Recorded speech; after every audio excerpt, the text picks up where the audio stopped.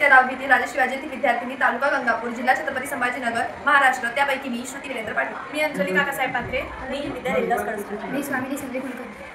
आमचा विषय आहे कचऱ्याचे व्यवस्थापन, स्वच्छ भारत, विकसित भारत आणि हेल्थ आणि वेलनेस.